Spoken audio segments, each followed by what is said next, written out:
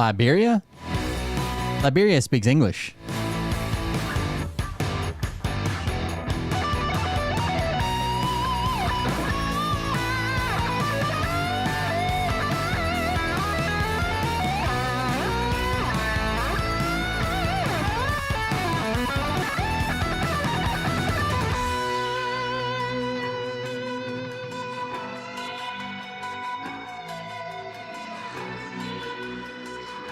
Mostly. I mean, I'm sure they've got Arabic and other things there as well, but...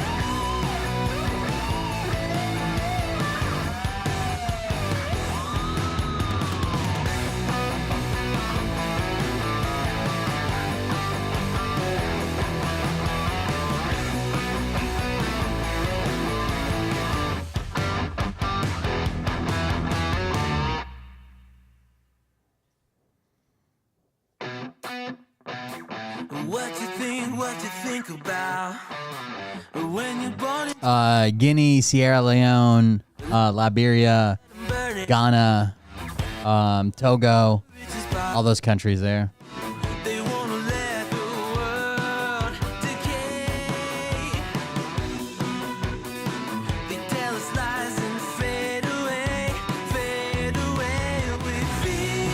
Government contracts.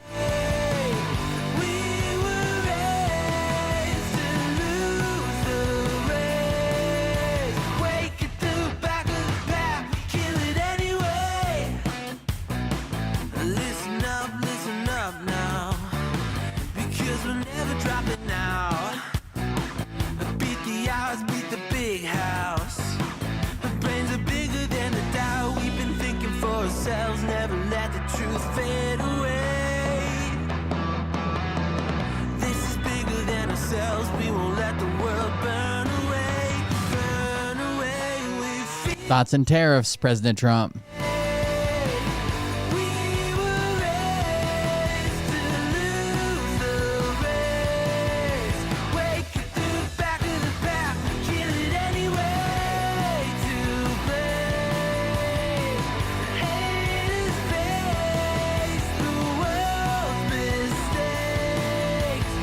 Flonkerton. From the Icelandic paper companies. Makes sense.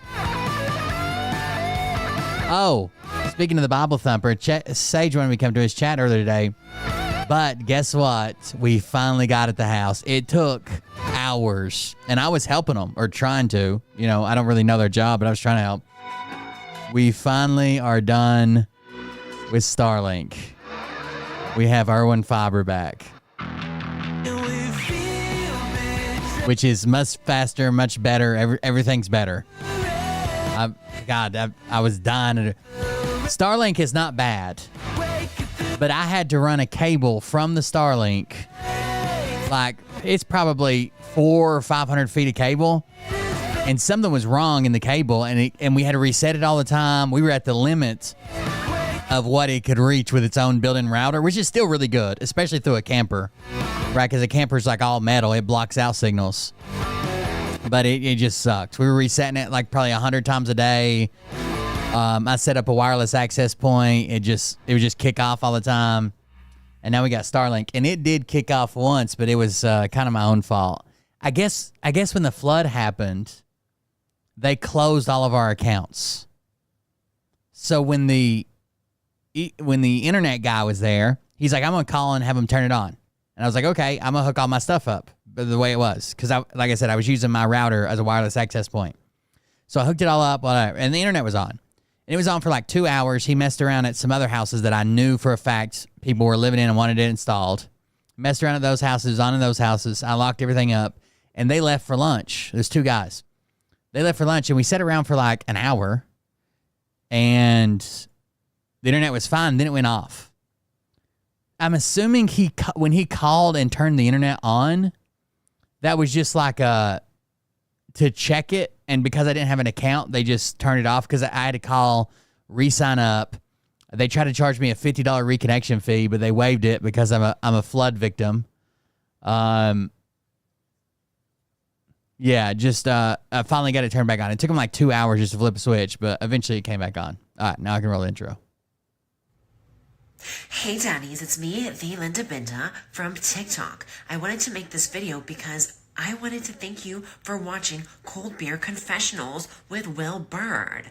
I think that's just incredible. I've watched a few episodes and I'm just like very intrigued. But you know what I'm most intrigued in is Big Daddy's meat stick. I heard that it's very thick, like a good old German sausage. You know, Linda and her coochie loves that. Oh, never mind. Let's not go there. Anyways, I hope you have a good show and enjoy it as you can. There's a lot of weird things that go on, especially when it comes from the realm of Linda Bindaland. So, enjoy the show. Thanks for watching. Peace out. Welcome, everyone. I am Will Bird, and this is the Cold Beer Confessional. Thank you for joining us. Thank you for being here. Yeah, we did get internet hooked back up today. Fuck Starlink. It's more expensive, not as fast, not as easy to run to different places. It kind of sucked. But it did connect us. We don't have service back there, so it did connect us, and we did get through that. And that's been since we didn't have internet the first month of the flood, but someone donated the second month. So that lasted all winter and now, and it renews on the 3rd. So I got to make sure everything's working right, and I take it and shut it off before the 3rd so I don't get charged another, I think it's $120 a month. Does that sound right? I think that's what it is. I don't know. It goes straight to my card. But got to make sure that's all set down, and I'm so glad to be back on R1 Fiber. It's 1 gig up, 1 gig down, fiber internet, and it's fucking awesome. So there's that. Thank you for joining us. Like I said, I'm Will Bird. Cold Beer Confessional. You can support the show at coldbeer.fund, coldbeer.fund, where you can help offset my horrible financial decisions. So thank you for that. Anyways, thank you guys for joining us. Let's start with let's start in Florida, maybe. What do you think? This one's pretty wild. I think this one's it.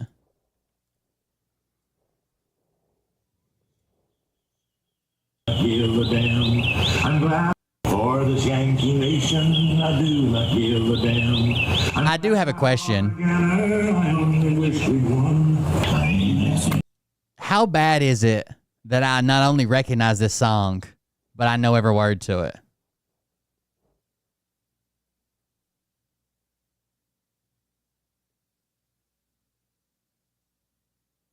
Mariah thinks that Trump is being petty. Trump and Elon are being petty, and one of them's slowing down Starlink and making it worse. I know every word of this song. I grew up listening to this song. People drive around and play it all the time. For this Yankee nation, I do not give a damn. I'm glad I fought again. I only wish we won.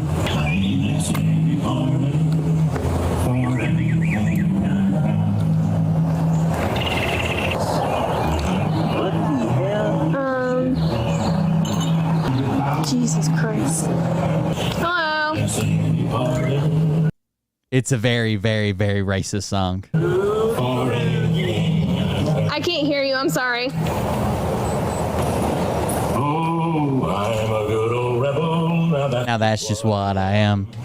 For this Yankee nation, I do not give a damn. Go up to his door. Yeah. I don't know if we should get another unit or what. Hello. Hi! How are you? You don't have any fucking authority over me. In fact, if you ever fucking arrested Rick Staley, you're gonna be in a lot of trouble! Okay. What the fuck? It is fucking judgment. So the cops just got called. I see this Marine Corps, the Globe, Eagle, and Anchor. The cops just got called because there's a bunch of shit in the road. Is this yours? Judgment Day. Amen. Is this your stuff? It is a pro-Confederate rebel song, folk song, that I think was written a long time ago like in the early 1900s. But this version of it was recorded in like the late 90s. Early 90s, 1990s. And when there was like a resurgence of this like militia, white supremacist stuff, and it was re-recorded. Get the back in there. You have no authority over me. Is this your Well, could you come watch? Could you clean this off the road? You haven't arrested motherfucking Rick Staley. You better fucking do it right now. Is this your stuff? Of course you like shoot me, bitch. Is this your stuff? Hell. So here's the lyrics. I'm going to read them. Oh, I'm a good old rebel. Now that's just what I am. And for this Yankee nation, I do not give a damn. I'm glad I fought against her. I only wish we'd won. I ain't asked any pardon for anything I've done. I hates the Yankee nation and everything they do. I hates the Declaration of Independence too. I hates this glorious union. 'Tis dripping with our blood. I hates the striped banner and fought it all I could. I rode with Robert E. Lee for 3 years thereabout. Got wounded in 4 places, and I starved at Point Lookout. I caught the rheumatism, camping in the snow, but I killed a chance of Yankees, and I'd like to kill some more. 300,000 Yankees are stiff in southern dust. We got 300,000 before they conquered us. They died of southern fever, and southern still in shot. I wish they were 3 million instead of what we got. I can't take out my musket and fight them down no more, but I ain't a-going to love them, now that is certain sure. And I don't want no pardon for what I was and am. I won't be reconstructed, and I do not give a damn. I'm a good rebel, that's just what I am. For the Yankee nation, I do not give a damn. I got to fight again her. I only wish you'd won. I ain't asked any pardon for anything I've done. I ain't asked any pardon for anything I've done. That's the lyrics of the whole song. I used to hear this all the time growing up. Just randomly. People playing it all over the fucking place. Is this your stuff? I'm just asking if this is your You're stuff. going to heaven. Go home and go to heaven. I'm just trying to clear the road up, that's all. If it's your stuff, I don't want it to be thrown out. I'm glad I fought again. I only wish we won. I didn't ask any pardon for anything I've done. I hate the Yankee nation. Can we get a 3rd unit, please? Is this your stuff? We're going to sit right the down. The judges made this Can we get a 3rd unit, please? I'm asking if this is your This is him, Dr. J, your ex-boyfriend, lover, Rick Staley. stuff. Because if it is, I don't want it to be thrown away. Did you read this? You are going to Okay, sir, I don't want to throw your stuff out if it's your stuff. You are a Ooh. black man and so am I. Look at me. Look at me. I am a f***ing black man or you're going to hell. Bring in the motherfucking judgment right the f*** now. Yeah. Well, then I'm going to have to start He seems like he's doing well. throwing this stuff out of the... No authority over me. Just I'm going to start throwing this stuff away then. watch this. Watch the f*** this. Watch the f*** this. But check this out. Watch the fuck this. There's 2 people there, by the way. There's one here just sitting on a lawn chair, and there's one on the porch. You just need to clean this road off. Hey, it's a good song. Could you just clean the road off? That's it. Watch this. How did that happen? That's a little rough, but it happened in his own driveway. You can't. You're on your property. You can break your stuff if you want. Watch the fucking house blow up. Now, what do you think happens as soon as she bends down and starts picking up some of the bullshit on the road? You go ahead and guess. As soon as she bends down and picks up the first fucking thing in the road, dude, he fucking throws some shit at her. Just like he just did. He throws a bottle or some shit at her. And that's it. Terrorist United States government, motherfucker. Hey, don't you? Hey, Throw something again. don't show it again. Throw something again. Can we get a supervisor mount? I'm going to move my car up here. Okay.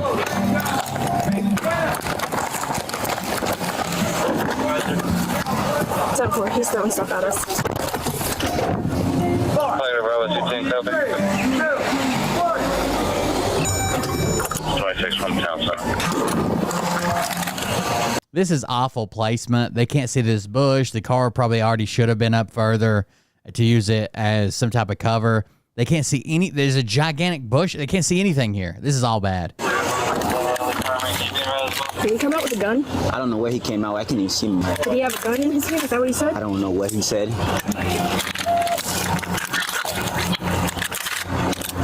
What is wrong with the rifle?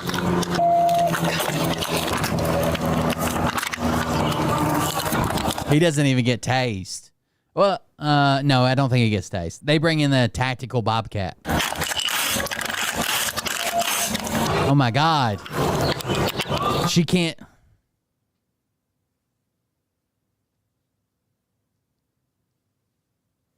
She can't load and charge her weapon. I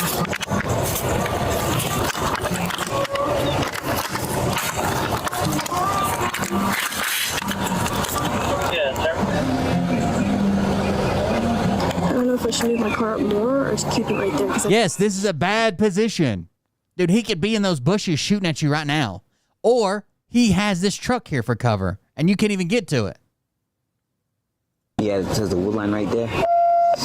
I'll move up a little closer. Okay. I'll go diagonal so that way we have a whole road blocked off too.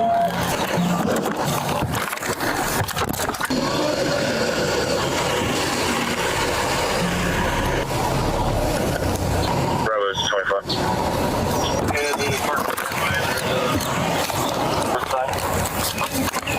If you're gonna use a car for cover, right? Drive the car up or flip it around and back it up to where you're on the other side, right?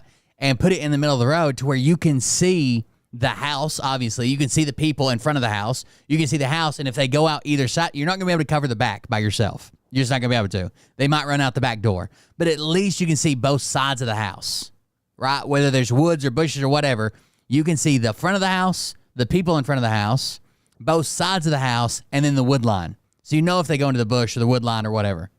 This is silly.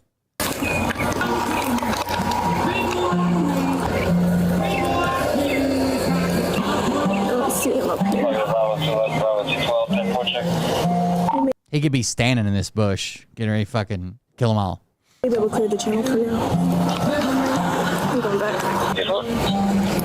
Both subjects are back in the residence. You can probably clear the channel Yeah, clear these houses. for now. I could have sworn I heard him say he had a gun. There's a holster over there on the chair. I was checking. Okay, yeah, I seen the other chair over there. Dude, it's not how I want to start my morning. It's coming out. Hey! Yes, it is. I think they got here at like 6:40 or 6:30 in the morning. Let me see your hands. Bravo 225, you copy? Yo, let me see your hands. Turn around and face away from us. What does he have? Just a little freaking insect in your name. Yo!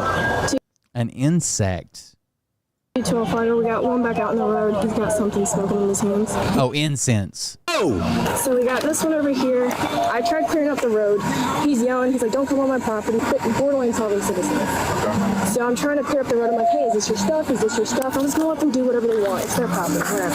As soon as I start to pick up some stuff to clear the roadway, because people are complaining about not being able to get to the roadway, he grabs a bottle and chucks it at me. I mean, it landed right in front of the grass, so it didn't hit me, but he picks it up and tries to throw it at me. Do you have any charges? Assault LEO. I assault LEO. But the guy went back inside, and when I was moving my car so he can get cover, I could have sworn I heard him saying something about I have it and it's loaded. Would you agree with that? I assault LEO. Yeah, I believe that, because that thing, he chucked that thing right at you. The problem is that this is their backyard right here, so that we have no cover here, and I can't You can't even see. You don't even sight lines. see past these bushes either, so all we have is just this. All right, let's see if we can get another car on that side of the road. Can we get our next unit to come in from the east side so we can continue out on the east side of the residence? How many people are there? So far, two. I think it's his dad. There he is, right there. Sheriff's officer, come on out to me. Sheriff officer, come out to us. Drop the speaker. Authority over me unless you arrest Rick Staley, and that's all. All right, come out to me, sir. Come out to me, sir. Sheriff He does seem to be enjoying the music, huh? office, come out to us. 245, and he's back outside. He's not complying at all. Flagler County Sheriff's Office, come talk to me real quick. Flagler County Sheriff's Office, come talk to me. I can't hear you, sir. Come talk to us. Come talk talk to you, sir. I can't hear you. Can you come talk to us? Come back out. Hey, come and talk to us real quick. Shoot the speaker, damn. I can't hear you, man. I can't see his hands. I can't hear you with the music. Can you turn the music down, maybe? Can you turn the music down so we can talk? Do you have any? If you There's a second unit coming up from the other side. come talk to us, I'll take any report you want. If you have criminal charges for Terrence Taylor, we'll arrest him. But right now, we don't have any criminal charges. Let's talk. Come talk to us. Let's talk. Come talk to us. We'll take any report you want. If you have any complaint against Terrence Taylor, we'll take it. We'll listen to it. I told you to arrest Rick Daly unless you do that. We don't have any charges. If you have a complaint, we'll take your I think he just said Sheriff Staley. Is Rick Staley the sheriff in this county? complaint. Sure. Okay, put that down. Put it down. Get over here. Yeah, Flagler County Sheriff. To make contact with this house and then. Hey, Sheriff Office, I need you to clear your house out and start moving down the road because we have an active situation right now. Okay. Just me, him, and the two kids. Okay, all right. Get in my car and go ahead and yeah. All right, thank you. You're getting the kids ready and you're edit out. Just grab some shoes and let's come on.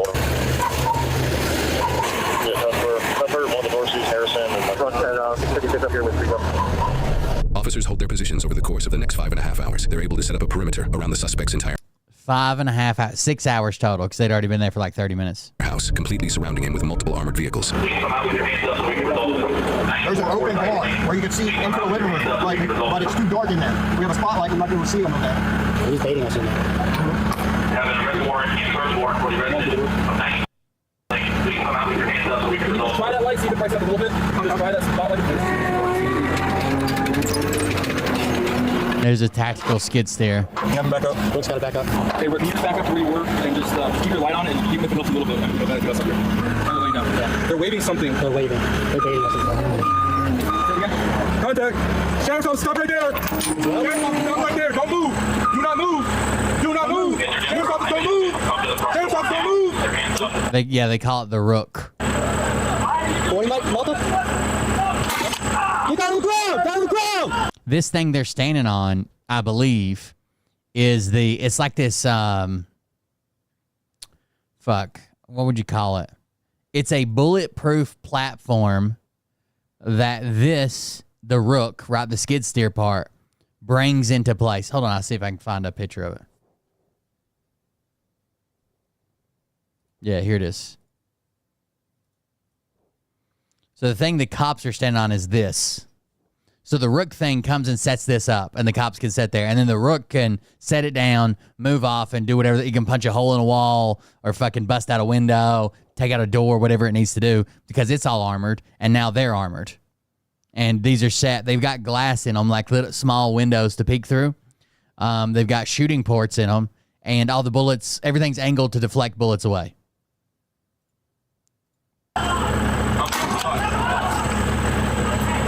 Not like a beanbag. Call to us! Call to us! I'm gonna send another one! Call to us! I'm gonna send another one! We'll back it up. I think he hits him with a beanbag. Going like mother.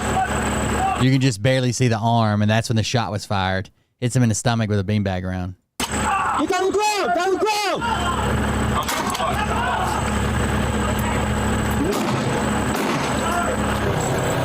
Call to us! Call to us! I'm gonna send another one!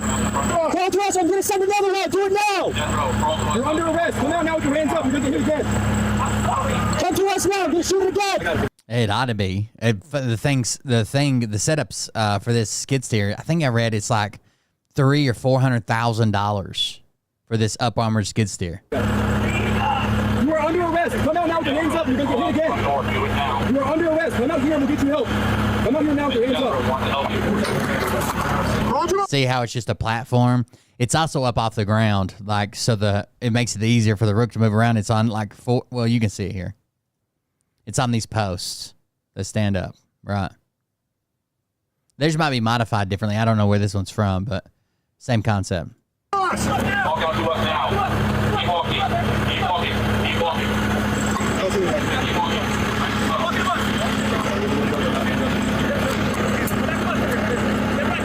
All right, so he gets out there. He's got a flag tied around himself. That's the son. I think the dad's still in there. There's still another suspect inside that has yet to come out. He's waving some fabric. Hold on. That picture actually came from Colorado Springs, Colorado. Actually, the one that this picture. So that's the one in Colorado, and this one in Florida. I can't see anything else. He's not exposing himself at all. Just the call. That's him. Go your inside. Go to the front door with your hands up. Sheriff's office, don't move! Sheriff's office, don't move! Sheriff's office, don't move! Sheriff's office, don't move! Here's a question. What are the chances, if his skin was a little bit darker, that he'd have been shot right there? Yeah, they can take this thing right here. So the Rook has a big arm on it, so he could like bust open a wall. They could take this thing right here and set it in someone's house, right? If someone's inside. Now you've got like this armored portion that is intruding in your house, and you can see everywhere, right? You can see it through all the sides of the house, the room you're in. And there's a big door in the front, a big steel door that you could just open the door and go into the house. That'd be cool. This looks crazy to not get shot right here. Right? Like, can't see his hands. They're telling him not to move. He's running at them. They didn't even shoot him with a beanbag, right? He's just coming at him. Go to the front door with your hands up. Sheriff's office, don't move! Sheriff's office, don't move! Sheriff's office, don't move! Sheriff's office, don't move!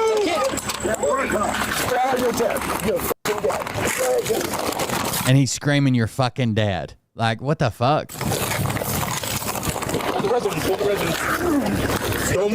That's wild. He didn't get tased. He didn't get a beanbag. He didn't get actually shot. Mag dump into this motherfucker. That's pretty crazy. Do not move. Do not move. Let me get that other hand in there. Do you have any weapons on you? No, sir. I only had a Bible. I would expect to get shot in that situation, right? Bible. Oh, I do. I'm the president. I've been shot 6 times. Somebody help me. I've been shot 6 times. I did nothing. And the female officer already told him, like, he said, "I've got it and it's loaded." There was a holster there that they thought he was armed. I preached about Jesus. You better fucking do it right now. Somebody help me. I preached about Jesus. Oh, it hurts so bad. I know it's gonna hurt. Oh God. Oh God. What did I do? What did I do? All I tried was preaching about Jesus. Nobody even asked me what I was doing. Nobody even asked me if I was a war veteran. Nobody even asked me about my 38 years of law enforcement. Nobody even asked me if I was God. Guess who's fucking God? You touch me. Nobody asked me if I was God. Guess who's God? You touch me, you're dead. You're dead now. No, you're dead. Okay. I'm sorry. Sorry I did anything, sir. Oh, tighter, please. Tighter, please. I'm a dangerous guy. Please stand. Will you stand up? I will try. You'll stand I've up? been shot 6 times. Can you stand up? I'm trying, sir. We're gonna help you. Can you?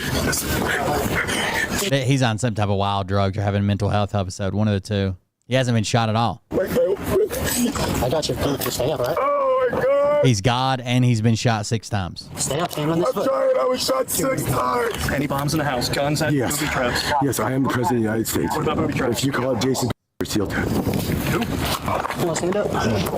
Stand up. Come on. We got you. We got you. Nobody cares. We got you. Nobody cares that I love Jesus. I'm trying. Yeah, we're almost there. Come on. Nobody even cared that he loved Jesus. Nobody cared.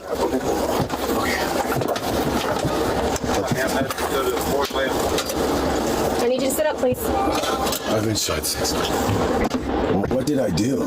What did I do? No, I want to know what I did. I've been arrested. What did I do? They don't know what I did. They have no fucking clue what I did. Fucking end this now. Fucking end it. I am serious. End this now! End this now! Still working on clearing it with the robot. Here I am. Send me. Here I am. Send me. So they're still working on clearing the robot. They think it has booby traps or explosives or something inside. Here I am. Send me. I am Robert the Truth Teller. It ends right now. I'm gonna fucking kill you. I'm gonna fucking murder you. Look who the fuck I am. I am the fucking devil. And if you don't let me out, yeah, that's what you feel. I am the fucking devil. You're trying to fucking think I'm the fucking devil. You don't even know what I'm charged for. I'm the fucking devil. Tell me why I was arrested. I am the... I already did. What? Yes, I already did. You already did what? I already told you. And now you're getting You have no fucking clue why I'm here, huh? You're getting charged an additional threat. Oh, I'm gonna fucking kill you. Go ahead. I'm gonna murder you. You be smug. Why don't you call my wife a n*** again like you did last time? I do remember that. That is the one fucking thing I remember, because that was the fucking thing that broke the camel's fucking back. But it can't this time. It has to break Caleb's back, because that's the way it I'm still alive! Watch out! Watch out! You're gonna fucking die, dumb fuck! The suspect was charged with aggravated assault on a law Aggravated assault on law enforcement officer, assault on law enforcement officer, assault on law enforcement officer, assault on law enforcement officer, exposure of sexual organs. When did that part happen? enforcement officer. 3 counts of assault on a law enforcement officer, exposure of sexual organs, and resisting an officer without violence. Court records indicate he pleaded guilty to felony aggravated assault on a police officer and battery on law enforcement. He was released several months later, and Florida Department of Corrections indicates he is on supervised release through October 2029. Now, the officers thought they were just responding to a suspicious incident, but this is way out there because if I was walking up to this, I would feel the same way as these officers. Now, first off, Department of Homeland Security had the "Here I am, send me" stuff on their Instagram. It's also a quote from the Bible, Isaiah, maybe. I don't know if he was having a garage sale or not because he turned his own lawn into a landfill. But honestly, Robert wasn't just tossing trash. He was broadcasting a mental meltdown for the police and the whole neighborhood to see. Now, the deputies gave him every chance, verbal commands and de-escalation, and they even backed off when he started throwing stuff at them. Then he made it worse because once the deputies believed that he might have a gun, the deputies have to back off, and they called in the Rook. And if you're not familiar with the Rook, it's an armored tactical vehicle used by SWAT for situations just like this. It has a vehicle extraction tool, and it also has a ballistic shield attachment. There it is. See how that's a big-ass door in the front? So police can approach a suspect undercover. It also has a breaching ram, and that's for knocking down walls and doors. It's like a defensive tank for police. And some people forget when a suspect says that they have a gun, officers don't get to sit back and hope that he's bluffing. They have to take action and treat it accordingly. And think about this. He did come at the deputies claiming that he had a weapon, so this could have ended in gunfire. And in my opinion, this is what correct training looks like in law enforcement. And the truth is, that meat millimeter, that's right. Takedown. That machine didn't just protect the deputies, it protected Robert, who was literally begging for a bullet. Because we have a suspect threatening violence, so the Rook pulls up, and suddenly the odds tilt in law enforcement's favor. And it's not about intimidation, it's about survival. And on this call, it was a difference between body bags and handcuffs. I think this is it.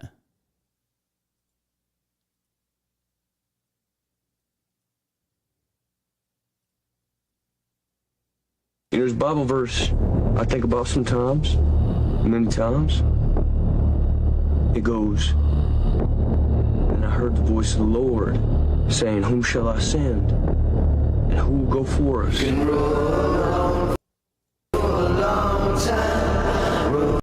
DHS Gov Instagram page.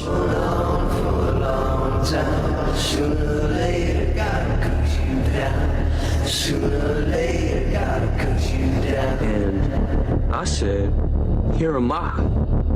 Send me."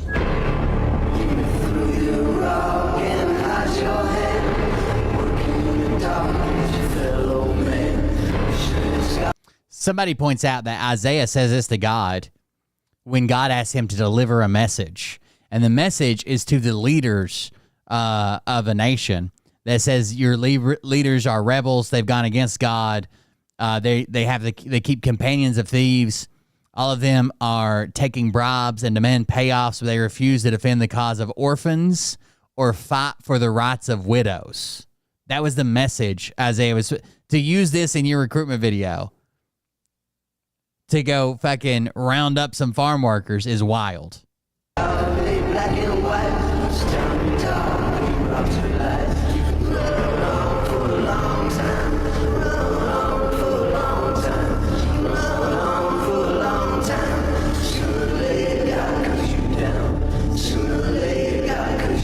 There's a Bible verse I think about sometimes, many times. There's a Bible verse that goes, I think about sometimes with the Lord saying, whom shall I send? Many times. It's from the movie Fury. The audio is from the movie Fury. Here is where they're in the tank. There's a Bible verse I think about sometimes, many times. It goes, then I heard the voice of the Lord saying, whom shall I send? And who will go for us?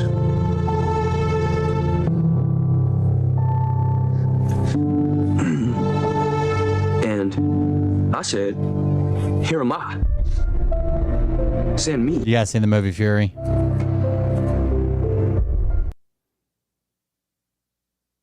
It's a Sherman tank crew. I think they end up getting their tank is like fucking basically stuck where it's at, and they decide to stay with it and hold off as long as they can. But they're surrounded. They've got an inexperienced soldier with them. They're surrounded. It's really bad. It's a good movie though. That's what the Homeland Security is using as their recruitment videos. Wild. Oh, God. My body is a machine that turns ICE funding into mass deportations.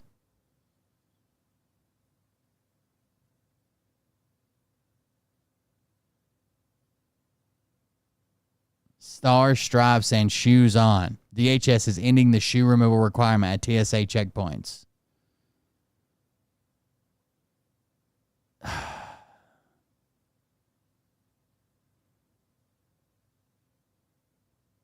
Who runs their social media stuff? Like a child?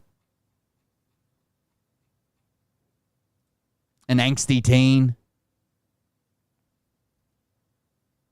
Want to see what Ryan Upchurch is making up lately. Oh, that's just going to be music there. All right, so we don't need to look at his reel. Let's go to his page.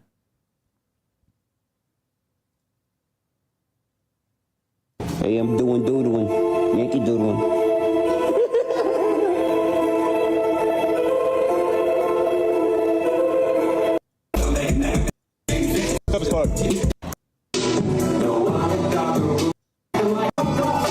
I was hoping he'd have something besides music. Oh, there he is. He asked ChatGPT to make him. You know, he believes that the Romans actually lived in the U.S. with the Indians, the Native Americans, before anybody from Europe came here. And that's his bloodline. His bloodline is the Romans that were originally here. And why does he think this? Because Nashville has roads named after Roman places. Okay? And they also at one time built like a Coliseum and stuff. I think it was like a World's Fair or some shit. They built like a Coliseum and different things there. The Parthenon, the Coliseum, and there's still some of those structures there. But instead of just looking when that shit was built, he just claims it's always been there because they couldn't have built it when they claimed they built it. It's always been there.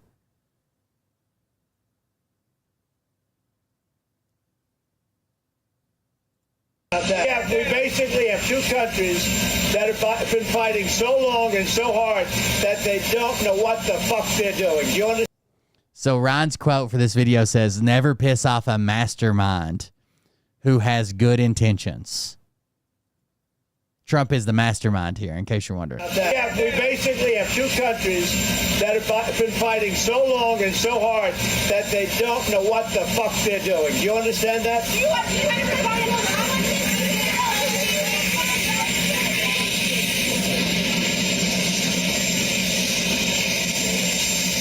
The Trump cults literally just doesn't like Trump or just doesn't think that Trump's doing good. They think that he could potentially be the best president ever. Not George Washington, not Lincoln, not Reagan or Kennedy. None of. He's the best president ever.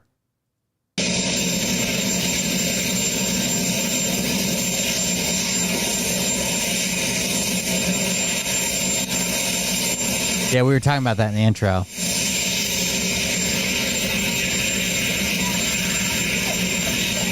Oh, somebody mentioned it. We haven't watched the video yet.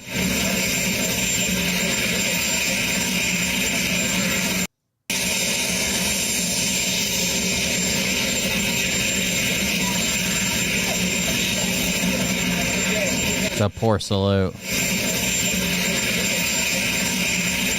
That is a president who has had enough. He looks wore the hell out. God bless our president. Trump is a mastermind. He is the best president we've ever had, 100%. That's my president. Trump, baby. He's not wrong. Conflict, but been there for ages. Too much war, and that's all you'll see there. And he still salutes the Marine. That's class. That's class right there.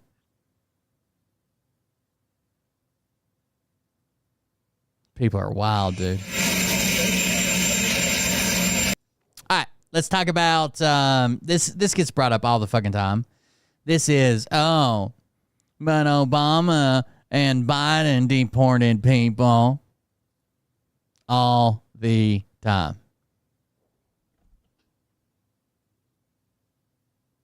I can't believe Obama even had the nerve to say this. Imagine if I had done any of this. By the way, is he talking about deportations in general there?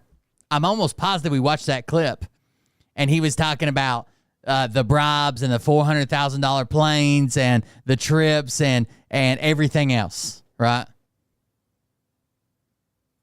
You did. In your time as president, you deported somewhere between 2 to 5 million illegal immigrants, with an estimated 1.7 million of them having never seen an immigration judge. My dude, you held courts where the presiding judge was an immigration agent. That's the highest court that nearly 2 million illegal immigrants saw under your tenure. Lock in, fuck niggas. We about to fact check this shit. First, if you fuck with me, make sure that follow button. Let's get it. I don't know why the conservative MAGAs believe that the Trump administration and the Obama administration, when it comes to deportation, share the same values. They don't. Now, the first thing I want to say is that I am not a fan of deportation and I am not defending Obama, but I am going to explain you the two difference between Obama and Trump. Yes, Obama did deport 2 to 5 million undocumented migrants. But guess what? Majority of them were not living in the United States in the first place. You see, a lot of people keep talking about Obama's non-judicial process. I think it's just because he speaks like a child, and they're like, he's just like one of us. See, Billy Bob, we could be president one day. When an individual doesn't get an immigration judge and risk a chance of getting deported. But this only happened at the point of entry, either at the border or at the airports. And this only happened when people were seeking asylum but were suspected of entering illegally. In other words, he mainly deported people who didn't have proper paperwork trying to seek asylum, which again exposes the problem that we have with the immigration process, because you don't have enough time to actually fix the problems that you do have. You get deported easily. But this is completely different than Donald Trump actually going to each state and trying to remove undocumented migrants. We also have to understand that Donald Trump is trying to get all undocumented migrants. While Obama was a little different, he actually focused on criminals, not to mention the numerous programs that he tried to create to help undocumented migrants. One example in 2016 when he tried to increase worker visas for undocumented migrants. So no, Obama's immigration policies were not great, but we're not comparing it to Donald Trump. They weren't great, but they're obviously not the same. Now, the first thing I want to say is that I am not a fan of deportation and I am not defending Obama, but I am going to explain you the two difference between Obama and Trump. Yes, Obama did deport 2 to 5 million undocumented migrants. But guess what? Majority of them were not living in the United States in the first place. You see, a lot of people keep talking about Obama's non-judicial process. This is when an individual doesn't get an immigration judge and risk a chance of getting deported. But this only happened at the point of entry, either at the border or at the airports. And this only happened when people were seeking asylum but were suspected of entering illegally. In other words, exactly, right? That is where you can do it within, if they've been here less than so many days and within so many miles of the border, or if they're lying about their asylum seeking. Pretty easy to deport those people almost immediately. And not many people are going to argue with those claims, right? He mainly deported people who didn't have proper paperwork trying to seek asylum, which again exposes the problem that we have. And that's also why they came out with the app, right? With the immigration process, because you don't have enough time to actually fix the problem. Oh, I think I saw, hold on. You remember the cup guy? I think he did one on, it might have been an old video that was just recommended to me. No, it's this one. America, we're going to the cups today to show you the greatest lie ever told by Fox News that has severely altered the reality of many of our friends and family. This is one. Okay. If I told you these cups behind Sully represent the number of illegal immigrants in our country, when would you say these two stacks happened?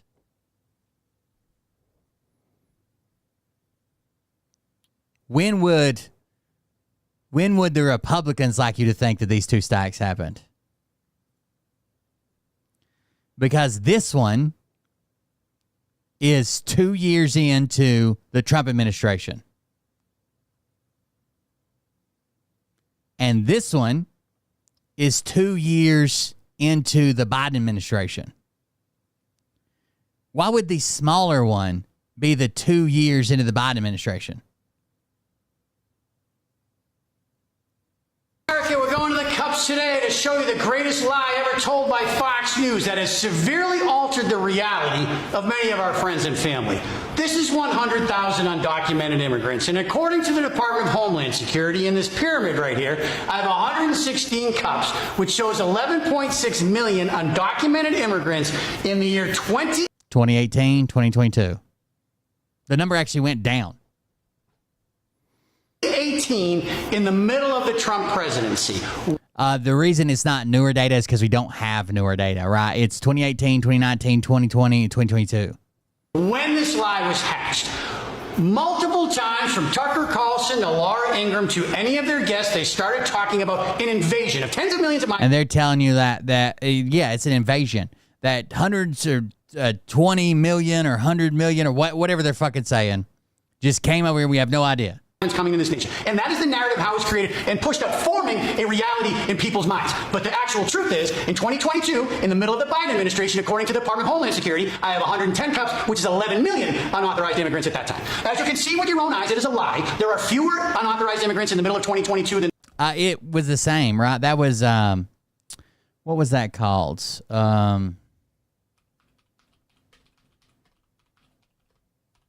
Biden tried to keep it in place, and the court shut it down. Title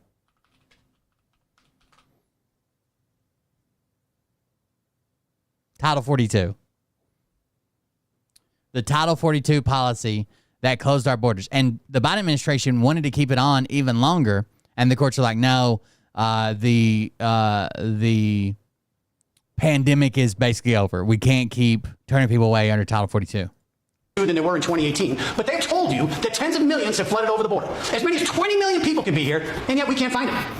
It should strike you as odd that you can't tell the difference. Now, it's not a big reduction, right? It's 11 million to 11.6 million. That's not huge, but... between who works for Fox and who works for the administration. They're interchangeable. It should strike you as odd that they're having press conferences at 8 a.m. when half of the nation is asleep, so they can get their propaganda out on Fox News and Friends. And even people that do not watch Fox News, this is the genesis of the narrative. I think when Trump is upset, that he sets up all nights and tweets. Because you'll have these days where, like, the next morning I'll wake up and he's put out like 35 fucking truths all goddamn night. And it seems like it's like a bad press day for him, right? He had bad press that day, and then that night he just tweets constantly. This is where it begins, and they are not getting the truth. Our friends and family are not getting the truth, America, so I created a website called sullydog.com that gives you all of the videos and all of the literature and all of the links to the reports that you can send to your friends and family and drop it right off in their lap. They're not going to be able to dispute these facts. They have no idea what's going on if they watch it. Oh, yes, they will be able to dispute the facts, right? They'll either dispute the facts or dispute the source. Fake news, right? Trump has, don't get me wrong, I think a lot of these people existed beforehand, right? He's basically made it to where they're comfortable coming out and now giving them a reason to ignore everything bad, right? If something's racist, it's fake news, right? If something's unconstitutional, it's fake news. If the Constitution holds and stops Trump from doing something, well, then that's, you know, these radical left liberal judges trying to stop Trump, right? He did put, that is a cool, or it's simple, but his website together where you can get to stuff. The Iran nuclear debacle, the lie that broke American veterans. Look at the school board. That's one of my favorite ones. What is the lie that broke America? Oh, that's the Fox News ones that we're watching right now. I know what the veteran one is. That's one of my favorites. These are the people that claim to support veterans, but everything gets passed by Democrat votes, which is wild. They had no idea that we were at peace with Iran when he broke the deal. None whatsoever. It is a complete false reality that's being created. And if you are with me, America, you got to like this, you got to share it, and you got to comment. I'm with you, Sully. That's what sends it out into social media. You're lying to our friends and family. To his website or to his TikTok? His name is Sully Dog, SULLDAWG. And the website is sullydog.com. It's spelled the same way, SULLDAWG. But here's the link to his website, I guess. Sullydog.com. America, cups and cans talk and bullshit walks. Hopefully you learn something. Hope you have a great night. I'm always rooting for you. I'm going to have to start, I think I'm going to start selling my bath water while we're on the topic of cups. America, we're going nuclear today. We're going to go back in time to the year 2015 to examine the Iranian nuclear stockpile. This is a pyramid of 100 cups, and each one of these cups represents 100 kilograms of uranium. This is a display of the 10,000 kilograms of uranium, 3.5% that Iran had in 2015. That is the uranium that is... Why did Trump cancel the Iran nuclear deal? Legitimately, why did he cancel the Iran nuclear deal? Because Obama did it. Because people said, well, not even Obama by himself, right? China came in. Most of Europe came in. And it was at the right time. Iran was not doing well financially. They had a for Iran, they had a more centrist leader, right? He was more open to negotiation and talks. He had just been elected. He ran on talking about Europe and maybe trying to get Iran opened up to do trade with other countries. China, most of Europe, the U.S., all of them came together. Obama got a lot of credit for it, but there were multiple countries there. And they signed it. A once in multiple lifetimes deal, right? You're never going to have like the sanctions hitting very hard, all this stuff going on, plus a more centrist governor in power, leader in power in Iran. All this stuff lined up perfectly, and that was the time to push. Now he ends it as soon as he comes into office. So Iran goes back to doing Iran things. And now he wants them to sign almost exactly the same fucking deal. It is used in nuclear reactors by all countries around the world. But at the same time, they had significantly enriched it. In the green cups, 20% enriched uranium. They had 370 kilograms of that. And they said it was for research and for medicine. And then something extraordinary happened that hadn't happened in over 60 years, where the mullahs of Iran finally decided to engage with the West, and a deal was struck. And the deal was simple. You denuclearize, we will remove sanctions. Now, you got to fast forward to 2018 under Donald Trump, and after tens of thousands of easily verifiable inspections by the International Nuclear Committee, by tens of thousands of inspections from our allies, as many as 10 SNAP inspections per day, and over 3,000 inspections in 2018 alone, Iran was down to 300 kilograms of the 3.5% uranium, and they eliminated their 20%. So in 2018, they did not have highly enriched uranium, or at least our inspections didn't find it. They had reduced the uranium that they did have, and everything was going well. But then what happened? And then what happened? We all know what happened. Against the advice of his national security advisor, who told him about all the nuclear reports, against the advice of all our allies, who told them about all of the inspections. I think it's funny that his big thing this time is tariffs and how Mexico and Canada are fucking us. And he forgot that he's the one who got rid of NAFTA. And he's like, I don't know who would have signed it. It takes a crazy person to sign a deal like this. A complete crazy man. It was you fucking idiot. You did that. He canceled the deal. And his reasoning was, it's a bad deal. And that's what his followers said. It wasn't a bad deal. In fact, this was the biggest military blunder in the history of the United States, because it has consequences, because not only did he cancel it, he sanctioned them. Now, they have 215 kilograms of 3.5% uranium. They have 278 kilograms of the 20% uranium. And unbelievably, they now have 409 kilograms of 60% enriched uranium. Or higher. 60% or higher. On their way to the 90%, which is nuclear warhead. And I know that you Fox viewers, you don't really know anything that's going on in the world. So please take a look and see that the world was, in fact, safer before Donald Trump. And before you ask me for my sources, I've gone out of my way to list all the... Even our super close allies are like, I don't know about this guy. You know what I mean? I don't know. Reports and the source in the last 5 seconds of this video. America, we're going to beat him at the ballot box. But we need to work together to severely diminish this propaganda network. So why would Iran work with him and sign something and trust him? By pushing out content, like it, share it. I have it on all forms of media. And let's say they sign a deal, right? And it says they shouldn't do this, they can't do that, and they'll open. And let's say he just reneges on it, right? He just doesn't follow through the deal. What do they have to punish anybody with? Like, what is the punishment or retribution or whatever that they can get? Nothing at all. Penny for it. They don't trust him. Because this whole thing is a lie. They think he can throw magical thunderbolts and change people, and he can't. And it really has put us all in a gigantic mess that I don't know how we're going to get out of. At the end of the day, cups and cans talk and bullshit walks. America, if you're with me, drop me a comment. I'm with you, Sully. I'm always rooting for you.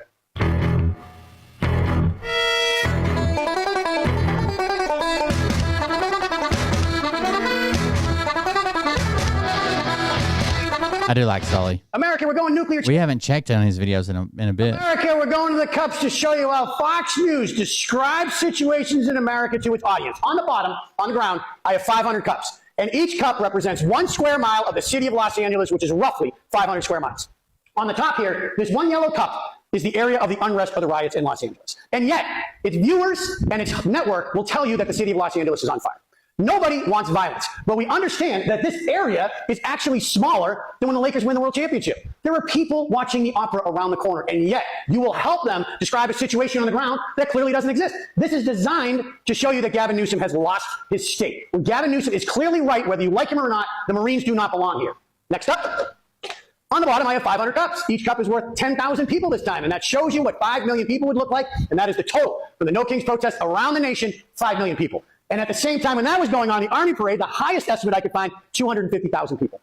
250,000 to 5 million. Let your eyes take a look at that. Fox News even played applause tracks when they showed the parade. They will tell you that this was a giant failure for the King's protest when clearly the parade was an abject failure being sold to you as a victory.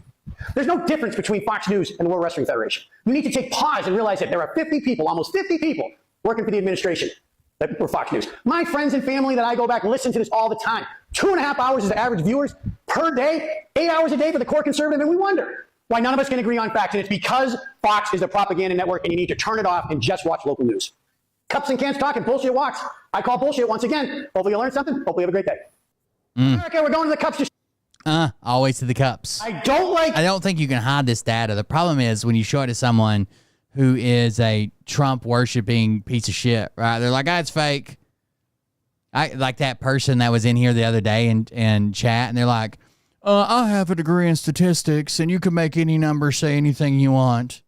him, but I like his policies are the dying words of the Republican Party as it took its final breath. And still the words being murmured today by those holding on and thinking that the Republican Party is for the little guys. So we're going to play a little game, a tale of two pyramids. This is $500 billion. And each one of these pyramids has 84 cups in it, which is a symbol of $4.2 trillion, the amount of deficit created by the big, beautiful bill, depending on provisions, over the next 10 years. A $4.2 trillion fleecing of America that is so egregious that even our credit rating was lowered and our bonds are in trouble. And it's the same scam every time, so please pay attention. On the bottom row, I have blue cups, $900 billion, which is no tax on tips and no tax on overtime.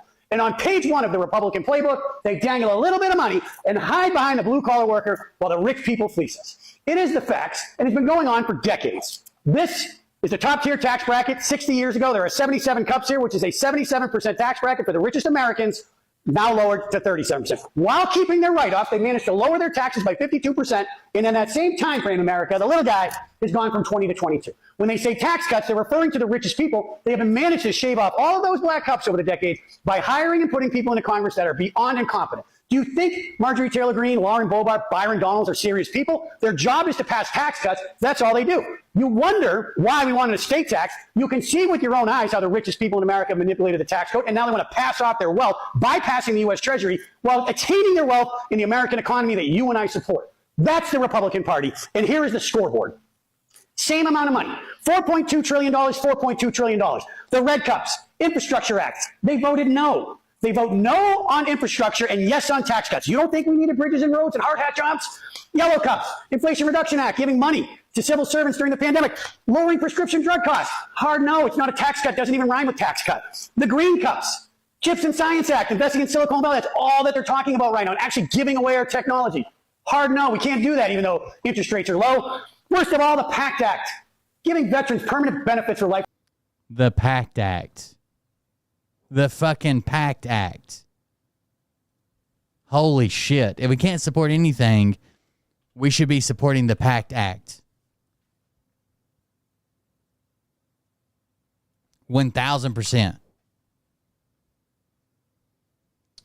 It expanded VA healthcare for veterans, burn pits, Agent Orange, and other toxic substances, right? And what it did is this stuff wasn't documented, okay?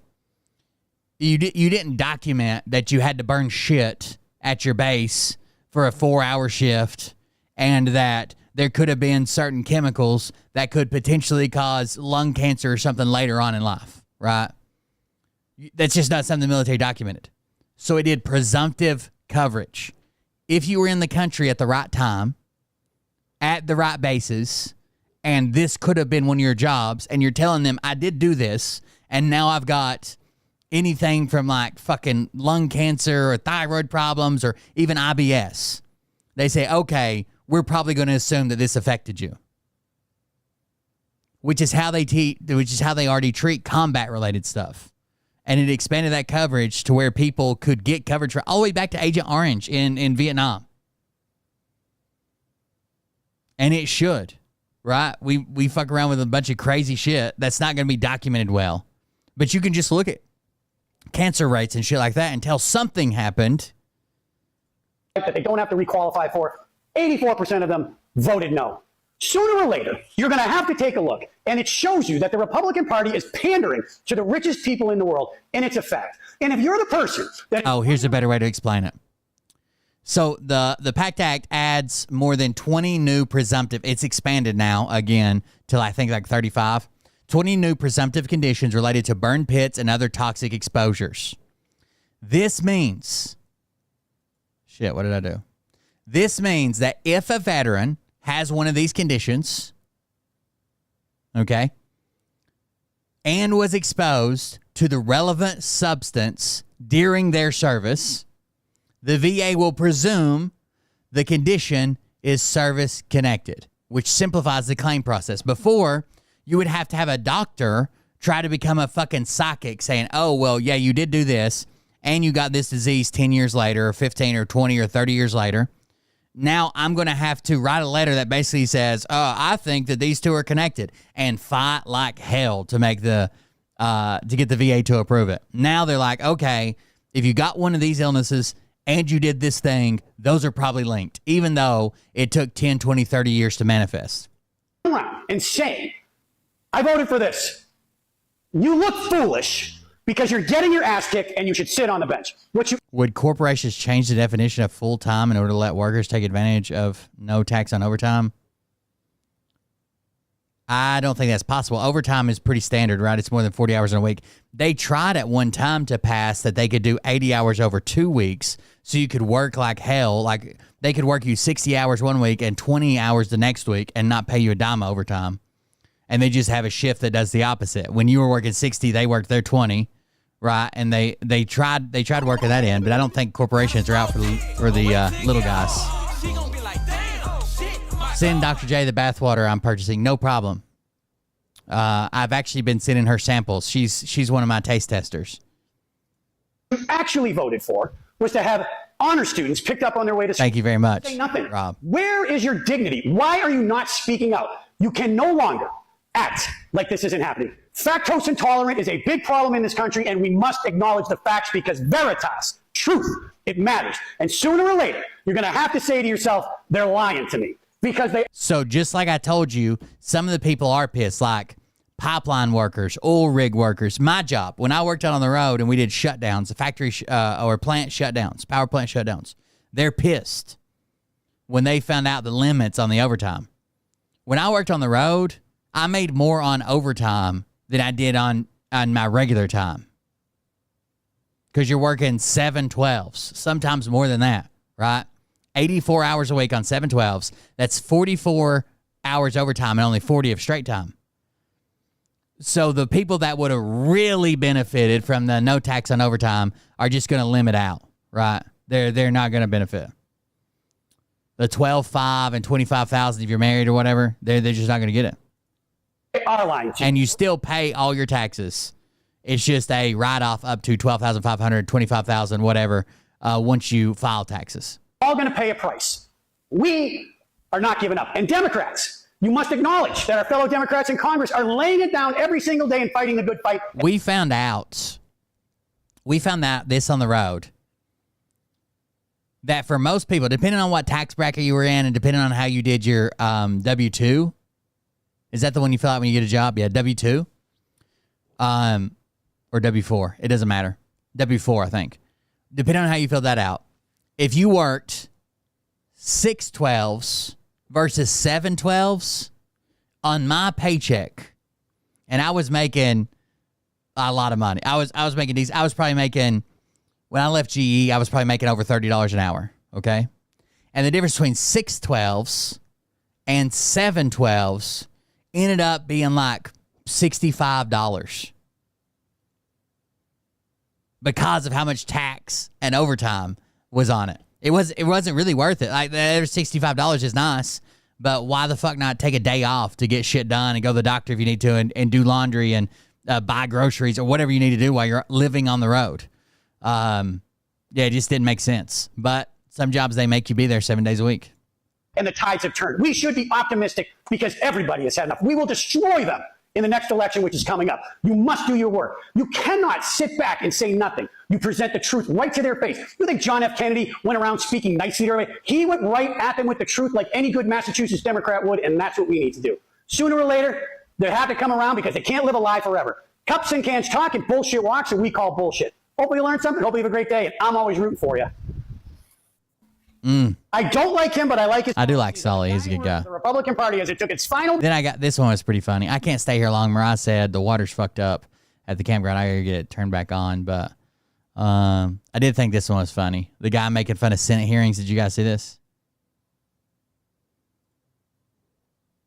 Maybe. I think my thing froze again. Yeah, it did. All right, let's launch it again so I can get the link. Rare pinball. You do rare pinball machines? Here it is. There.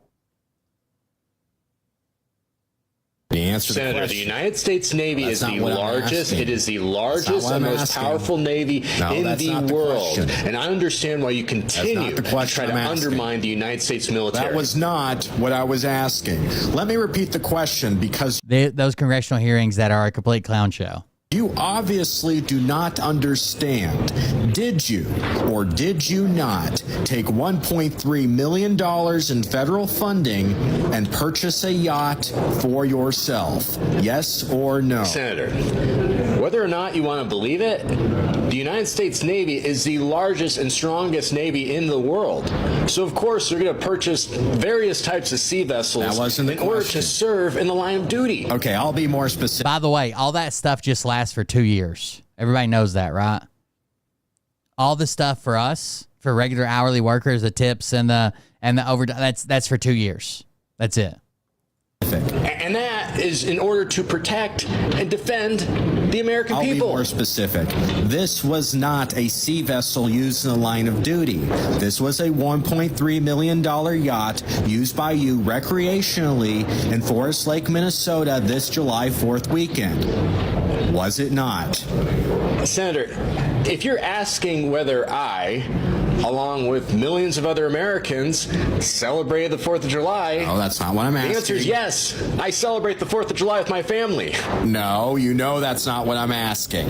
I'm going to What? If you're asking if I celebrated the 4th? Yes, like many Americans. You one more time. Was $1.3 million in taxpayer funds used for a personal expenditure? Yes or no? Senator, it is personal. It is personal when you continue to disparage the men and women who serve our country, who sacrifice their lives in order to preserve your right to come here and lie in front of this hearing, lie to the American people. Senator, you should be ashamed. There it goes. The Senate version, which is the version that passed, the big beautiful bill, caps the total deduction that can be claimed on your yearly taxes at $12,500 or $25,000 if you're married filing joint. Additionally, the Senate version allows for full deduction for individuals with adjusted gross incomes under $150K. If you make $150K, if you make it above $150K, then you're reduced by $100 on the deduction for every $1,000 over $150K. So if you make $151K, then you can only take off $12,400.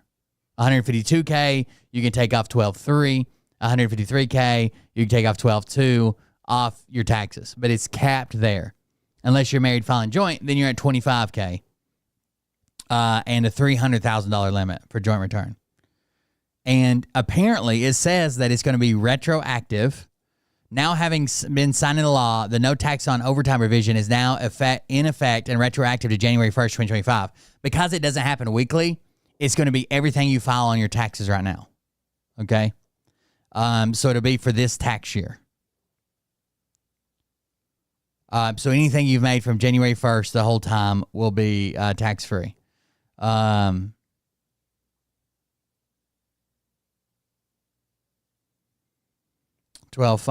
150K, 12.5, 100. Well, okay, so that's we covered all that.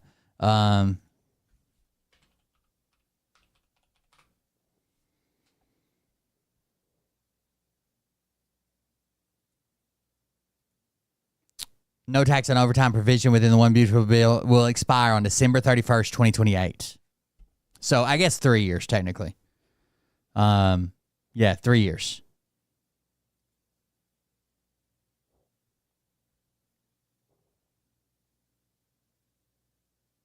$25, $26, $28. That's what you get through it. No tax on tips is kind of the same way. What gets me about the no tax on tips, I'm just going to say what everybody's thinking.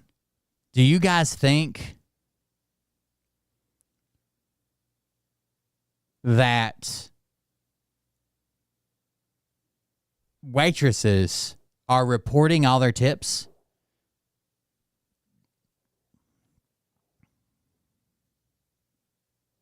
So you have to report them for them to be eligible for this tax refund, which means that you'll have to pay taxes on them originally. And in doing that, you may fuck up your own tax bracket or your family's tax bracket. And if you don't pay close attention, you're going to end up paying tax on those that you would have normally not reported. Now you're trying to report cash tips. You're going to be paying tax because you went over the limit. Typically, only credit card ones are reported because there's not really, it goes into the till. There's not much you can do it. But cash tips are never, I always try to chip in cash if I have it. But they just stuff it in. They split it with their busboy or their section or however they're doing their business. Some people, it's everybody for themselves. Some people split a section or split the whole restaurant or split whatever. But either way, they cash each other out and just stuff it in their pocket and they use it every day. They don't end up reporting that. The one thing that you have to make sure you don't get in trouble is because a restaurant pays you below minimum wage. You have to, especially if you're making good tips, you have to show that you at least made above minimum wage for the hours you worked, or else the restaurant's on the line to make your wage minimum wage. And if they know you got cash tips, then they'll be like, why the fuck didn't you report at least enough to make it seem like you got minimum wage kind of deal? Maybe if we move away from or move towards like a cashless society, like move away from using cash, maybe. But most of this isn't reported anyway. Like these tips are, I mean, I guess it helps with credit card tips, I guess is what I'd say. Most people aren't reporting their tips anyways. But that all lasts until December 31st, 2028, which will mean that you'll get that refund in 2029. Right? That ends the year 2028. Then you get your W-2s. Then you file your taxes. And in April, May, June, whatever, you get your taxes back. So there's that. There was a Supreme Court ruling. I think something very interesting was done in the Supreme Court ruling.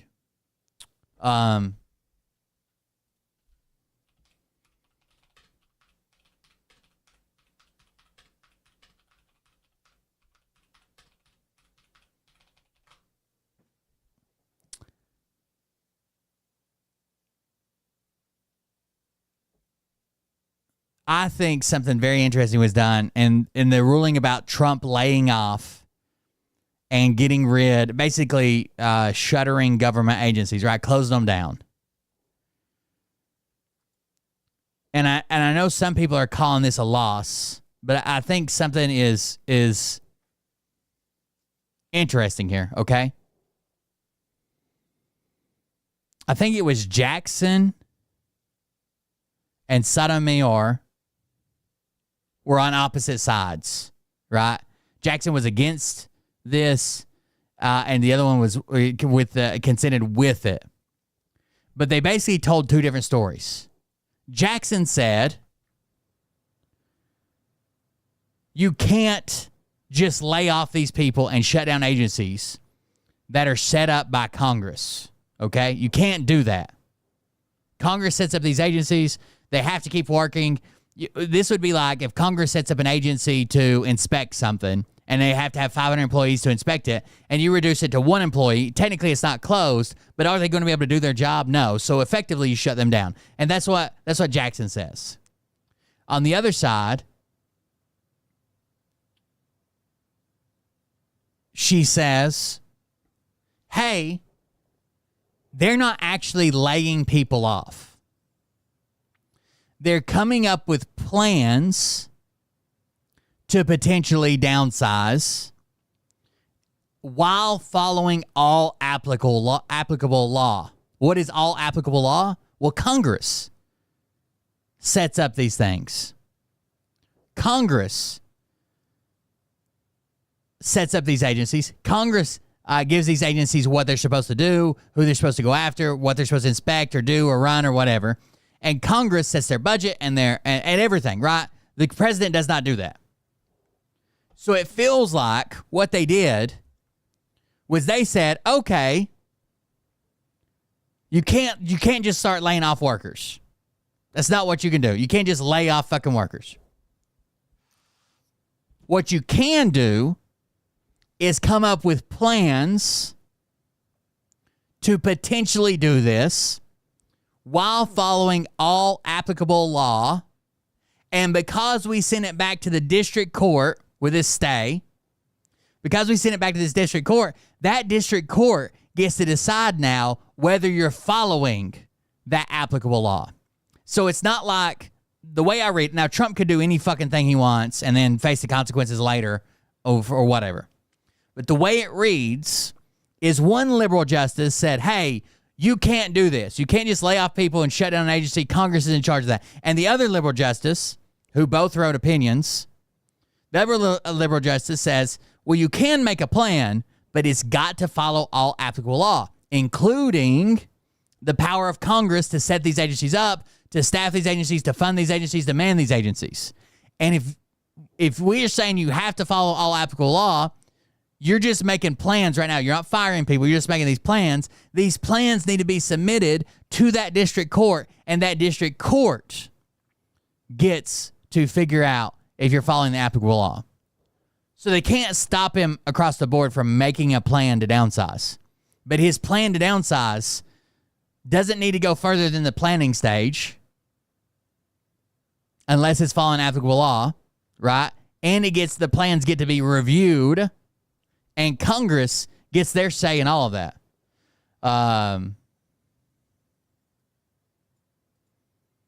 This executive action promises mass employee terminations, widespread cancellation of federal programs and services, and the dismantling of much of the federal government as Congress has created it. The high court action continued a remarkable winning streak for Trump, blah, blah, blah. Today's Supreme Court is another definitive victory for President Trump. I wanted to see the other piece. So I know a lot of people are saying it's bad, but it's not actually him coming in and throwing people under the... But like, you're just fired. Everybody's fired, blah, blah. It's about... I have to Google her name. Hold on.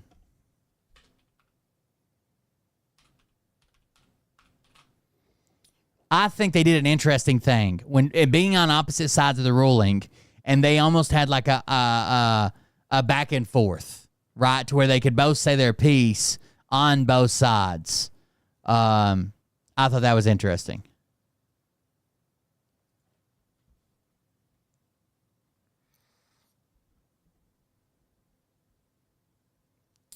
I agree with Justice Jackson that the president cannot restructure. This is from Sotomayor. I agree with Justice Jackson that the president cannot restructure federal agencies in a manner inconsistent with congressional mandates. You cannot restructure federal agencies in a manner inconsistent with congressional mandates. Here, however, the relevant executive order directs agencies to plan reorganizations and reductions in force consistent with applicable law, and the resulting joint memorandum from the Office of Management and Budget and Office of Personnel Management reiterates as much. It must follow applicable law. So I think they did something interesting where it appears like they're on opposite sides, but they're kind of saying the same thing. They're both saying you can't just go fire people without Congress's intent, even though they're on opposite sides of the ruling, I guess is what I'm trying to say. Yeah. When I was down in Florida, we were talking with my aunt about with people there. It wasn't just my aunt, about the voucher program in Tennessee. The voucher program in Tennessee is weird. It is a scholarship program. There's only like 20,000 of them. You have to apply for them. You're supposed to meet certain thresholds, but it doesn't seem like they're checking those thresholds, like income requirements and shit. It doesn't seem like they're even checking those. And they're not making you put down they're not making you put down how much you make, even though it says that you're supposed to make below a certain threshold. They're not making you put that down on the form. And they're not making people say whether they're already in private school. So if you're already in private school and paying out of pocket, say $10,000, what the program is meant to do is take somebody from public school who needs to go to private school and give them the money that would have went to their public school so they can take it to a private school. But if you're not mandated to say whether you're already in a private school, your parents might be paying the whole fucking $10,000 and you're just giving $7,500 out of the school budget to parents that can already afford to put their kids in private school. It's very weird. The whole thing is strange. I don't like the Tennessee school voucher program. Yeah, it all seems strange to me, but they're calling it the Education Freedom Scholarship Program.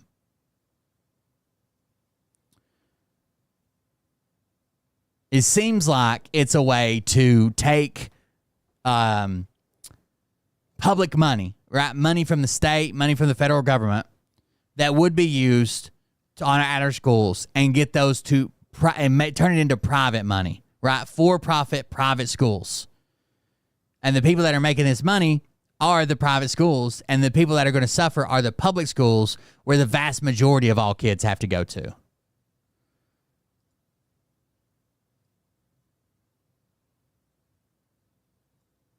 So the only requirements for this scholarship is student is a resident of Tennessee who is entitled to attend a public school. Entitled, not does. Entitled to attend a public school in any of the grades, kindergarten, K through 12. Student is lawfully present in the United States. That's the only requirements. Yeah, Bill Lee is allowing charter schools to get funded by public money. Exactly. And I'm sure there's some really good private schools, right? They just want to be Christian, or they want to do this, or there's probably some really great ones. There's also a lot that are just making a shit ton of money. There's also a lot that are just out to make money.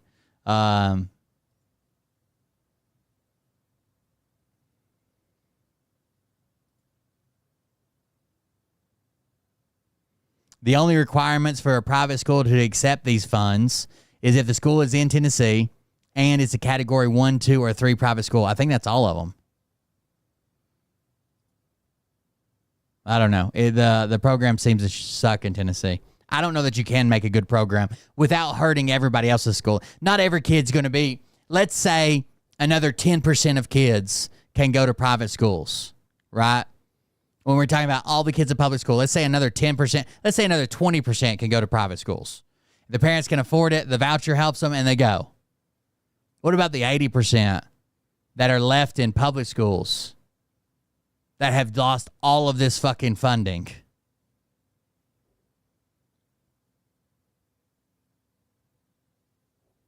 It seems like we're just fucking the kids who can't afford to go to private schools while paying super expensive schools. It seems really fucking dumb. It's called the EPS program, Education Freedom Scholarship Program. I don't like it. Who knows? Plus, it's only for it's only a roadmap for 2 years.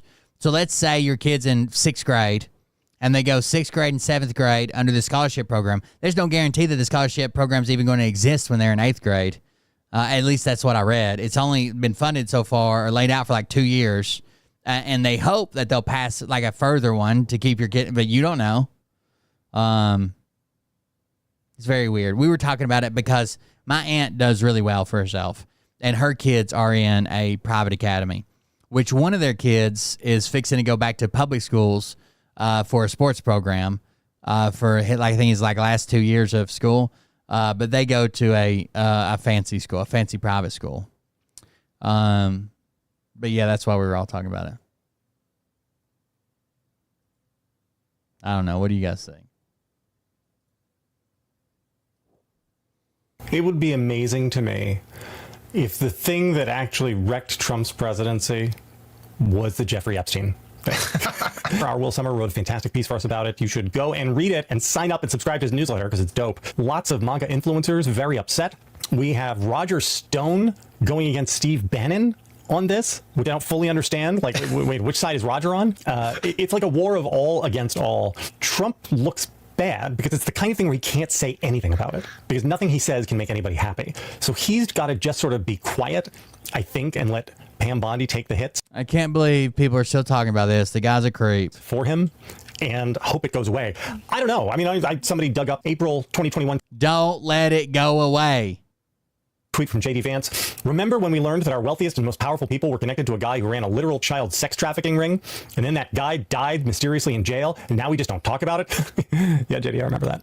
Remember when Pam Bondi had in her hand the files on her desk with the list of clients? I think this is the asymmetry of our politics right now. The Epstein stuff mattered a great deal to Republicans when they were running and trying to court the conspiracy vote. And the conspiracy vote runs deep in the Republican Party, right? And so if you go back, so my team was just like unearthing all the clips from the last 3 years, and I was tweeting them out, and I was having the best time. Vivek Ramaswamy, when I am president, I pledge I will release the Epstein files. 77,000 likes. You know, Lauren Boebert, where are the Epstein files? Anna Paula Crazy Luna, whatever her name is. It used to matter so much. They're like, no, who even cares, dude? He died.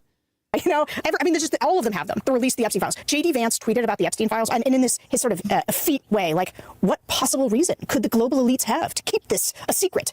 You know, get it out there. We will. Trump is asked, will you pledge to release it? Of course I will. It is everybody. And then the thing is that you have to be pretty deep, and this is why Will's piece is so good, is because he lives in the fever swamps of the right. The problem is the left doesn't, and they think all this stuff is nuts, and so they ignore it. And I am telling you, you are ignoring it at your peril. This is the kind of stuff that bonds together the insane MAGA base, and it is the kind of thing that could tear them apart. It would be amazing to tear them apart, baby. Get them. Yeah, I think there's something wrong with the well. It's probably the pressure switch or something, but Mariah says we don't have water at the house, so I have to leave soon. People never mention that Donald Trump's probably the person. Support the show. While we're offline, it seems like shit's falling apart. So support the show at Colbert.fund. Murdered Jeffrey Epstein. I don't know. Like, it makes the most sense that he would be the one to order it, okay? And to speak to all the conspiracy people out there, I'm going to speak in your language. I made a chart, okay? I made a chart about why I believe that Donald Trump probably is the one who murdered Jeffrey Epstein. Jeffrey Epstein and Donald Trump right here, they were best friends for over a decade. That is in Jeffrey Epstein's own words on tape. He and Donald Trump were best friends for over a decade. We have pictures of Ghislaine Maxwell, Jeffrey Epstein, Donald Trump, and his wife, all of them all hanging out together. Donald Trump even knew what Jeffrey Epstein was into. In an interview, years and years before Donald Trump ever even thought about being president, Jeffrey Epstein's name gets mentioned. Donald Trump says Jeff likes him young. So he knew the entire time. When Jeffrey Epstein got arrested back in 2005, he was taken to, he was given a sweetheart deal. He was given a Diddy deal. They tried to say when Trump's laughing about that shit and saying, oh, you know, Jeff likes him young, maybe a little bit too young, that the Q-tards are like, oh, that's because he was trying to expose him and get the government to investigate him. He didn't know that he was all tied in with the government. Oh, okay. Sure.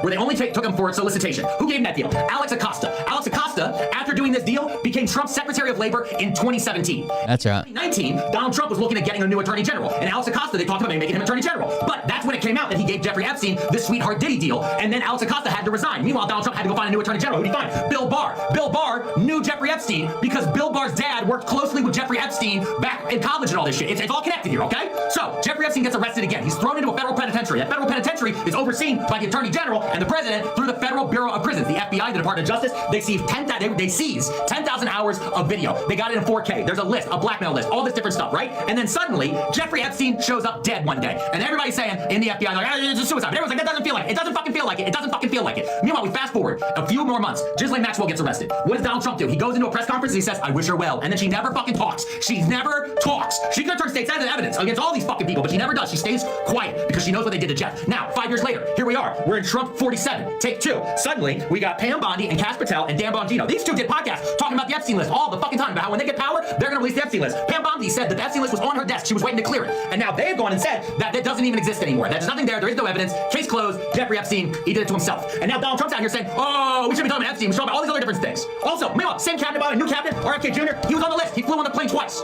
It's all connected. It's all connected. On that flight log, baby. What is this? It's not just the perceived enemies of the Trump administration who are facing retribution.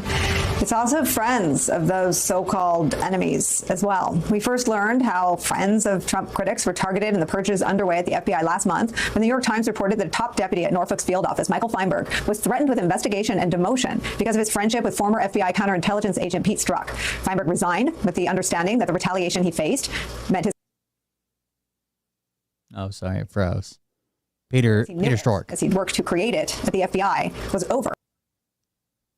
Damn, stop. Now Feinberg is speaking out publicly about the extraordinary nature of his ouster and is warning that the purge of career employees at the FBI is even worse than what has been publicly reported. He writes in a chilling new piece detailing the circumstances of his resignation, how he knew once Dan Bongino learned of his friendship with Pete Strzok, everything changed. Quote, prior to that day, I had never faced any sort of disciplinary review or investigation. And to be clear, I was not accused of violating any rules or regulations this time either, nor had any of my cases fallen short of institutional standards. My only supposed sin was a long-standing friendship with an individual who appeared on Kash Patel's enemies list and against whom Dan Bongino had railed publicly. Yet rules turned out not to matter much. And so that weekend, Bongino informed my special agent in charge, who in turn informed me that he was halting and actually reversing my professional advancement. Feinberg adds on the nature of his friendship with Pete Strzok this, quote, if the fact that I sang along to Every Day is Like Sunday while he stood next to me at a Morrissey concert actually represents an imminent danger to the Bureau's integrity, then for the first time in nearly half century on this earth, I'm truly at a loss for words. They went to a concert together. As to whether or not the people who are being ousted clearly at the FBI are the selfless public servants who should fill the nation's top law enforcement agency. Here's this from Feinberg's resignation letter. Quote, I love my country and our Constitution with a fervor that mere language will not allow me to articulate. And it pains me that my profession will no longer entail being their servant. As you know, my wife and I are expecting our first child this summer, and this decision will entail no small degree of hardship for us. But as our organization began to decay, I made a vow that I would comport myself in a manner that would allow me to look my son in the eye as I raised him. It is now apparent that I can no longer both fulfill that vow and continue working for our current leadership. That is where we start the hour. The former Assistant Special Agent in charge of the FBI, Michael Feinberg, thank you so much for being here. Thank you for inviting me on the show. Your piece stopped me in my tracks. I read the whole thing, which took a bit, but it was the first window into what's really happening at the FBI. And I wonder if you could just share with our viewers what happened to you at Kash Patel's FBI.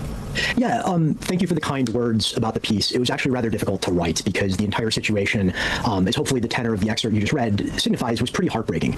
I've been an apolitical civil servant my entire career. I've had some notable public successes countering the intelligence services of the Chinese government. I've had even more private successes, which remain classified.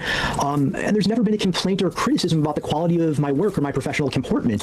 So it was a little surprising to me that Saturday in May when I found out that Bongino, the deputy director of the FBI, had discovered I was friends with a former executive who is a noted and admittedly controversial figure, but our friendship is entirely social in nature, and that relationship was enough to put a target on my back that Bongino made very clear was going to end my career. How do you think, or do you know, how he came to know that you're friends with Pete Strzok? I haven't the slightest idea. My friendship with Pete was not a secret. At the same time, I never bragged about it. I know he is a very controversial figure. But, you know, there's a few of us, probably more than a few, who remain in touch with him. You know, before he became a public figure, he was a very respected senior counterintelligence official, and there were a lot of us who got to know him and became friends. What is it like working for Kash Patel and Dan Bongino? So I want to be very clear. I never, including the 3 months at the beginning of this administration where I was the acting special agent in charge, I never individually interacted with either Bongino or Patel. I'm at the point in my career where I have a lot of friends who have risen high up enough that they do on a daily or regular basis. But the only thing I can personally testify to is the atmosphere among the ranks under their leadership. And the only word to really describe that atmosphere is toxic. There is a culture of fear that anybody's career, whether you are a senior executive or a probationary probationary employee can end at any moment for a spurious political reason. And what we're seeing is that those sort of ideological purges that are going on are really causing an outflow of subject matter experts on a wide variety of national security and criminal threats. And as a result, these efforts of Bongino and Patel's are making Americans less safe. You write about the movement of FBI agents and personnel to immigration. Talk about that. Let me be clear. The FBI, as I repeatedly reminded the people I supervised in Norfolk, is an organization under the executive branch. And the chief executive, the president, does have the right to choose whatever investigative priorities he or she wants. As long as there is a law in the books that was dutifully enacted and signed into the U.S. code by the president, like, we don't get to say no if that's what they want enforced. My issues with the way that the FBI is approaching immigration enforcement is simply that nobody's actually had a hard conversation about what the opportunity costs of shifting personnel and resources to that violation means for other areas of investigation. The FBI hasn't had a budget or a personnel increase in quite some time. Kash Patel actually recently acquiesced to yet another budget cut for us. So right. If agents are being pulled to work immigration, that means they're not working counterterrorism. They're not working counterintelligence. They're not working white-collar crime. They're not working public corruption. These threats aren't going away. They're just not getting attention. Well, I mean, opportunity cost trade-off, right? Same thing. I mean, what trade-offs have we made as a country? And I understand that it's not illegal for Donald Trump to turn the FBI in a different direction, but it's certainly the public's right to know where we're exposed. So where, in your expert view, I mean, it sounds like you just ticked off areas where you believe we are exposed. Yeah, look, I don't think the Department of Justice has made a secret that it's not really interested in prosecuting white-collar crime anymore. The head of the criminal division, the assistant attorney general at DOJ, specifically said that white-collar enforcement is not good for American businesses, so we're going to pull back from it. The public integrity section of the Department of Justice, popularly known as PIN, its ranks have been absolutely decimated. Ditto for the Civil Rights Division. And those just are the things that most Americans can track because they're in the public eye. I can tell you the number of personnel who previously worked counterintelligence and counterterrorism, a lot of them have been pulled temporarily or permanently to essentially serve as perimeter security for ICE roundups. We saw after the conflict in Iran really heated up and began to involve America, there was a mad rush to move a lot of the people, a lot of those people back to working national security threats. The simple fact is they never should have been moved in the first place because you can't spin up a counterintelligence or counterterrorism investigation overnight. These are very much long-term things. When you describe the climate as toxic, and in your words, secondhand anecdotes are what you're talking about, as you never personally interacted with them. What does that mean? What does that look like for folks who do? You mean for the folks who do interact with them on a one-on-one basis? So what I would essentially say is that the persona both Bongino and Patel portrayed of themselves in various media outlets, whether within a certain political ecosystem or on their own specials and their own podcasts, the sort of credulity to believe conspiracy theories, the ravings against a supposed deep state, the frothing at the mouth tirades against individuals with whom they disagree. That's not an act. That's who these people actually are. I'm aware of very senior executives who go out of their way to avoid one-on-one meetings with either individual because they want there to be an audience and a record of what's happening. That's no way to run a government agency with very serious responsibilities. You need to have the freedom and the fearlessness to speak frankly about what you're finding and what you're doing without worrying that somebody's going to subject you to a 20-minute beratement session. Doesn't sound good, does it? Some of the agents that used to work all this crime that Trump doesn't want to no longer prosecute, running security for ICE. What the fuck? What the fuck? All right, guys. I'm out of here. I gotta go fix the water. I'm worried about it now. Thank you guys for joining here. Thanks for being with us, watching us. I appreciate it. Consider supporting the show at Colbert.fund. We greatly appreciate it. I know a lot of you have, and thank you for that. If you can, if you want to, if you feel we deserve it, support that. We're getting back on track since vacation, hopefully. Pulling back ahead out of this slump we've been in. Thank you guys for joining us. Thank you for being here. I'm going to go check the well and see what's up, and we'll see you about on the next one. Have a good night. We'll see you guys probably tomorrow. See you guys.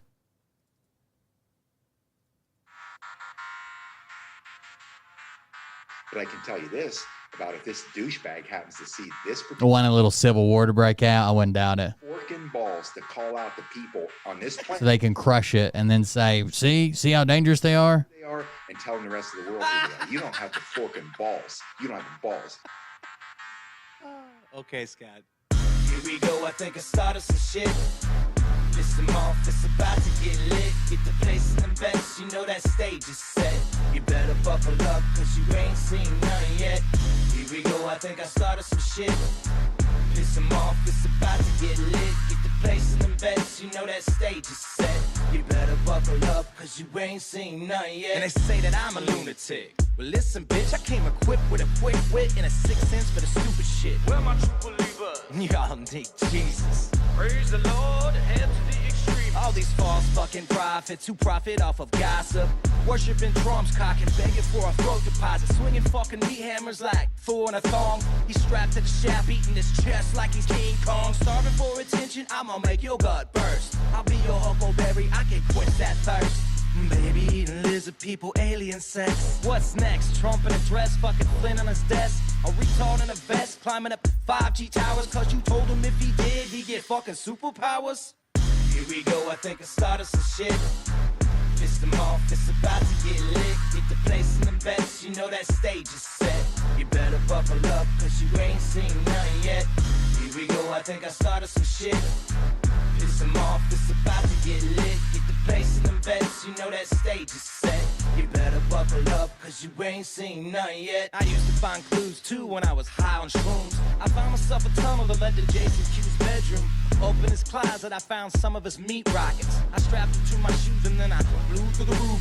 I found myself in orbit strapped to an F-16. High on amphetamine, with Trump in between. Put on a light coat of baby oil and saluted the troops. He tapped me on the shoulder and said, "This is gonna be it." Whoa, wait. Stop. What? I'll get my files. Wait, what are you doing? It's it. Stop. Hold on. Fucking stop. Dude, come on. Seriously. This is my mom's an alcoholic. Give me a... Oh, my God. Damn it. Here we go. I think I started some shit. Piss them off. It's about to get lit. Get the place in the best. You know that stage is set. You better buckle up, cause you ain't seen none yet. Here we go. I think I started some shit.